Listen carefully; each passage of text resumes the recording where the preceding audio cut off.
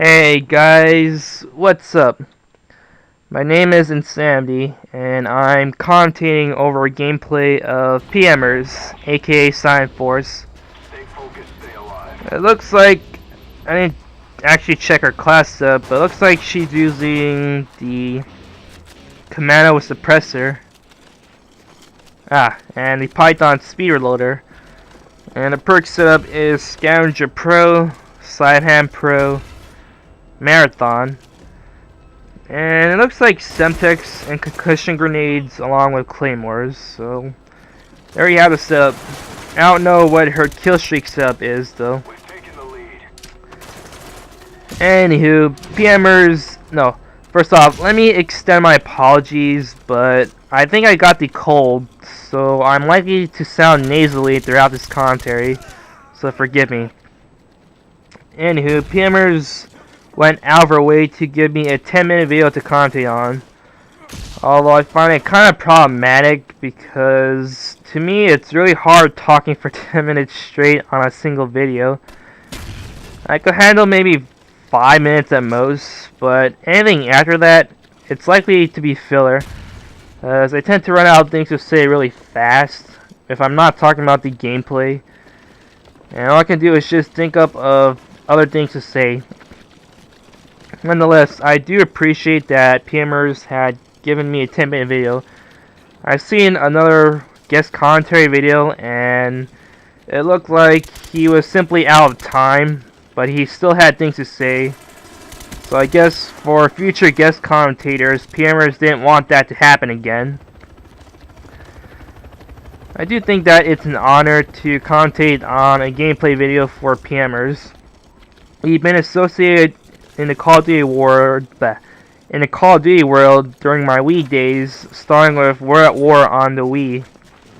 My first actual Call of Duty though was Call of Duty 3, but on a Wii it didn't have online, whereas the other versions did. So it's really safe to say that my first actual Call of Duty was We're at War. I was a former Wii player before I converted to PS3, and I made a channel called inSAMityVids, which was originally dedicated to Call of Duty World at War before it extended to gameplay videos of other games. PMers, I like to point out that PMers had reminded me that I was the first person she subscribed to, and that made something which is still a hobby to this day, something turned into something much more worthwhile in the end. I upload videos for fun, and while I do try to upload good content, really in the end, I'm just an average Call of Duty player who just likes putting up Call of Duty videos, so. We're at War had always kept me coming back for more, even though I didn't want my channel to be exclusively focused on Call of Duty. As I noticed the people I subscribe to who also do Call of Duty vids, they usually don't focus solely on Call of Duty, but they also put up videos of other games. But then when I converted to PS3, I made a channel specifically to Call of Duty. And when I went to the PS3 and made a separate channel called TooMuchCheez, which is dedicated solely to Call of Duty, I also ended up buying other Call of Duty games and uploading videos of them. I played Call of Duty 4, Modern Warfare 2, and Black Ops. Shameless advertising. I think though that it was a smart move for me to start on the Wii as opposed to the PS3 or 360 for Call of Duty, because I learned how much more mature the Wii community is.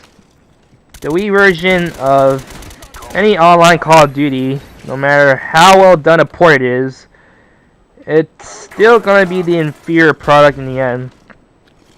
But it's this sort of thinking that makes people who play on Wii much more appreciative. They know they're going to have a stripped down product, so they have absolutely no reason to get ahead of themselves.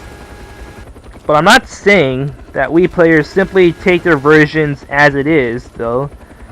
I mean, I've seen some hacks for World at War Wii that allowed for 66 and the objective game types, and it was just proven that they were going to include the objective game types, but they simply did not complete them. And it's a shame because the Wii developers at Treyarch have constantly stated time constraints being the sole reason why these things never happen. Yet, this revelation meant that Wii players had every reason to be outraged at how deeply dumbed down their port of World at War was. Regardless, Treyarch did redeem themselves with the ports of Call of Duty 4, which Infinity Ward never made for the Wii, and Black Ops, both having about 9% content of the other versions, which is a tremendous improvement.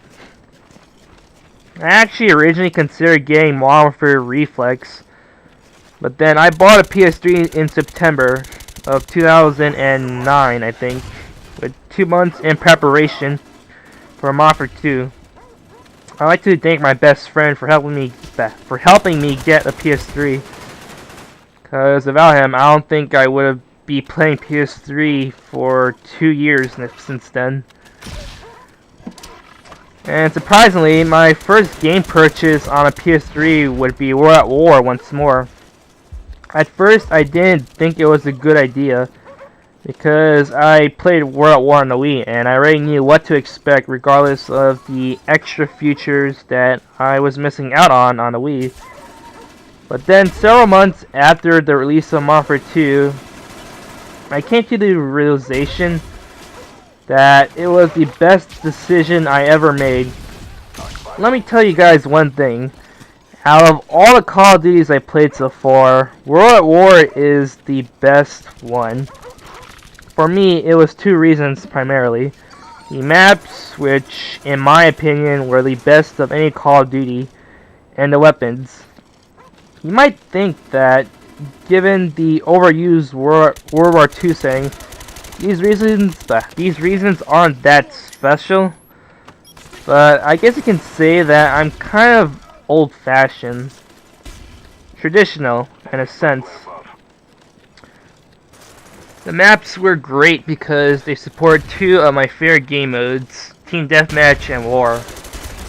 I had fun times in Team Deathmatch, and in World at War, I enjoyed probably the greatest consistency in every TDM game, always going positive and not getting too many deaths.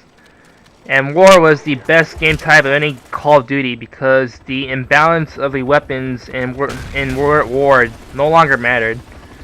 Kill horrors and objective players both had their place in War, as opposed to other objective game modes, except Search and Destroy, where kill horrors tend to be frowned upon. I don't know who made the maps in Black Ops, but I feel as though he isn't the same genius who made the maps in World at War.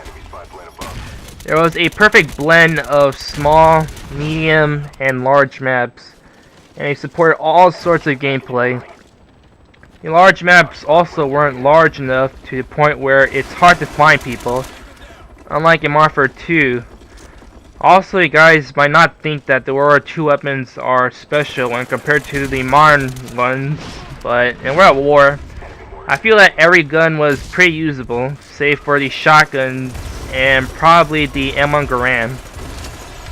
Yes, the submachine guns were unbalanced, but at least semi-auto rifles and sniper rifles both had the range dominance and kept the SMGs in check. I won't go into detail for Black Ops, but I can safely say that if you pick a fully auto assault rifle or the AK-74U, you're bound to do fine regardless of map. I've heard people saying that they've gotten bored of Black Ops already, and they even went back to the previous games. But I can't really blame them, because Black Ops is mostly an assault rifle game. And I don't really hate any of the maps in Black Ops, but I'm not really fond of them either. However, I did get the First Strike map pack on the PS3, and I have to say that Kowloon is probably the most interesting map I've ever seen, because it's so complex and what's the word? No, not diverse. What is it? Ah, fine, whatever. It's the most complex and diverse map that they ever made. But it looks like I ran out of time. Once again, this is inSAMity. I thank you, PMers, for letting me commenting on one of your videos. And see you guys later.